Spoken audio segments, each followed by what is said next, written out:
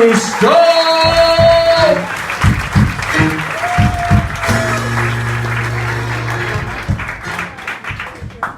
Just a quick disclaimer before I start. Someone recently described watching my act like watching a failed wannabe Butlin's Redcoat. Now, I took great personal offence in that, because anyone who knows us will tell you I come from a very strict Pontins family. You don't go against Captain Croc in my household. I'm here tonight to play a game show. Don't worry if you haven't brought one. I brought my own. One thing I couldn't bring, obviously, was contestants. So, sir, you're going to be contestant number 1. Don't worry, you don't have to move. Madam, you're going to be contestant number 2. I hope you don't mind, but I'll be honest, you haven't really got any say in the matter. There are prizes, don't worry. The winner gets a toffee crisp. Still can finally feel like there's that somebody somewhere. And the loser, well, you get a bounty. That's all losers deserve, isn't it? So, what's going to happen is in a minute, I'm going to transform into a game show and the room's going to lose its shit. Well, maybe misplace it for a bit. And I wouldn't mind a bit of a woo.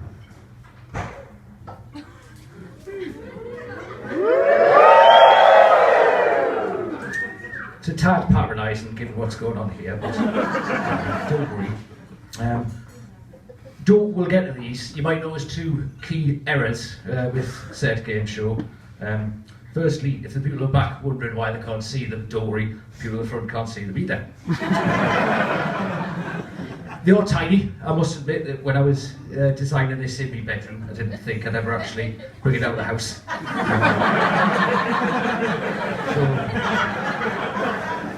Scaling is a bit of a problem. And secondly, they're in black and white. I'll be honest, that's a bit of a budgetary restraint.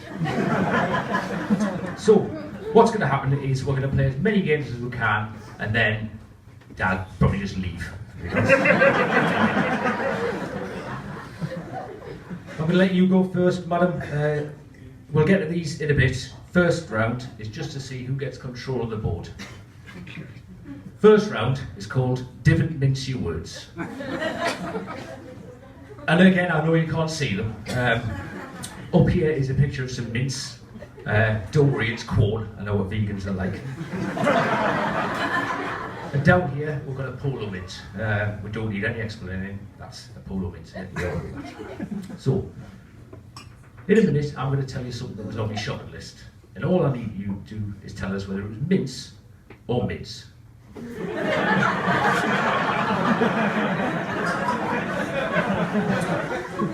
Now, if you think I'm cheating, they are written down. We've had accusations in the past.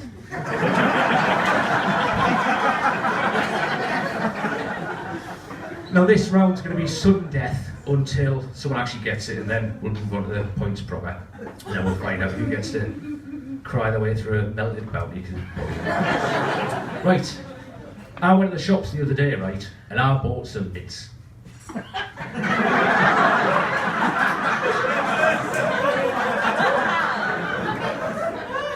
Oh, hold on, oh, I've got a problem. Do you mean mince or mince?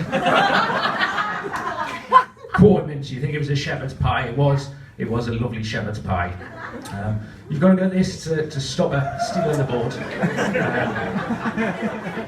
To avoid that confusion, from now on in, either say lovely shepherd's pie or hot date, because I'm fresh in my breath.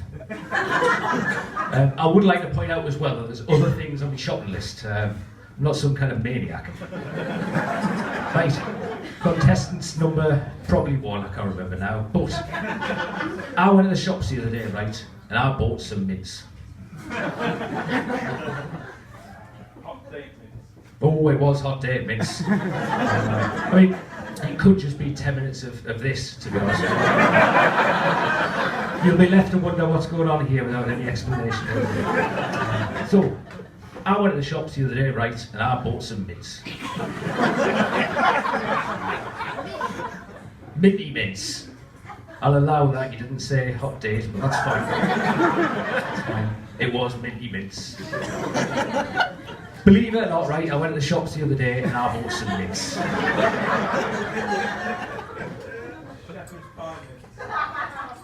See, I've only been on 5 minutes, so I've been Right, I went to the shops the other day and I bought some mints. Hot date mints it wasn't, it was a shepherd's pie. I went to the shops the other day and I bought some mints. It was shepherd's pie mints, right. Sorry, but you've got control of the board. We'll have a very quick explanation, because I know you can't really see what's going on. I just need you to pick one, and then we'll play that game. First up, we've got a ghost from Scooby-Doo. Here, we've got Jesus, and underneath there's a selection of cheeses.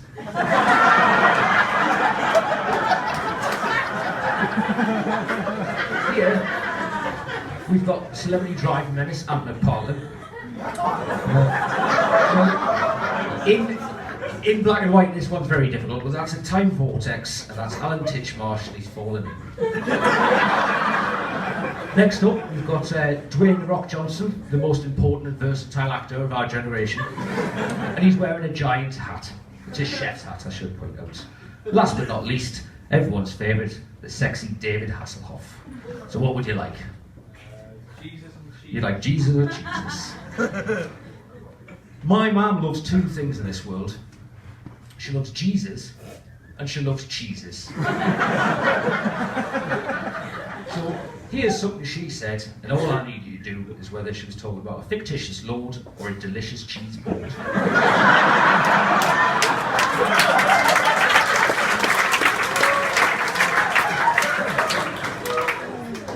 I'll be honest, I wasn't really into it when I was younger, but when I got older, I really developed a taste for it. It was Jesus, it was. I've got a scoreboard, but I'll just remember, it's alright. So for you, another one, what's the I'm talking about? Oh, there's so many of them. They all look so tasty, I don't know which one to try first. You think it was Jesus? I'm afraid it was Jesus. She was judging me, you see, for the church's annual baker cake that looks like Jesus.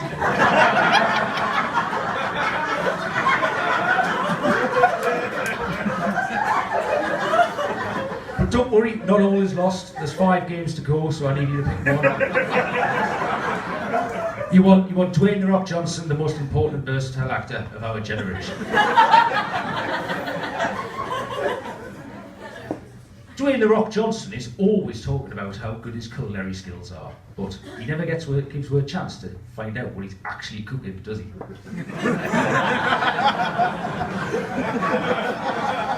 Now, thanks to celebrity wine sniffer Jilly Goldblum from 1980's Food and Drink, we're going to finally find out.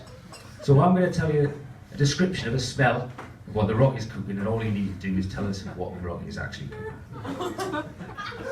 Straightforward, don't worry, don't worry. I can't do Jilly's voice, so you'll just have to imagine one. Eggs on top of eggs, like a magical cloud of eggs, bound by the whimsy and joy of the universe. Oh, I'm afraid it was an omelette. I mean, the toffee crisp pretty much sealed at this point.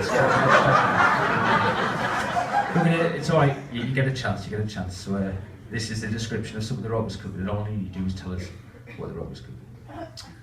The bitter beauty of lemon hits you in the face like a brick.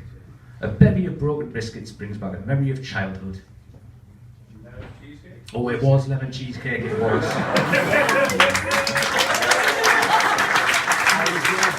I mean, he's 2 ahead. I'm just going to cut the last 30 seconds out and go. If we've learned nothing tonight, then what we have learned is that if you allow a lonely 30-year-old man to buy a bag of drugs and sit in his house all weekend watching whatever he can find on telly, this is going to happen. Good night.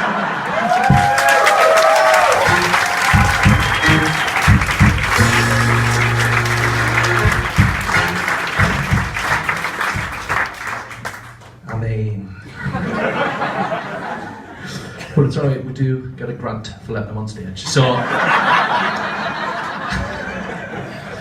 right, thanks. I'm going to get you last night, who's genuinely one of my favourite people in the world and an absolutely brilliant comic. So I'm going to go backstage, make sure there's no sharp objects before he gets back there. And